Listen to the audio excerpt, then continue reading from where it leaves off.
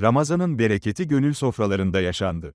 Ergene Belediyesi tarafından Ramazan ayı dolayısıyla 17 mahallede düzenlenecek iftar programlarının ilki Paşaköy ve Pınarbaşı mahallelerinde gerçekleştirildi. Kurulan gönül sofralarında vatandaşlar bir araya gelerek oruçlarını birlikte açtı.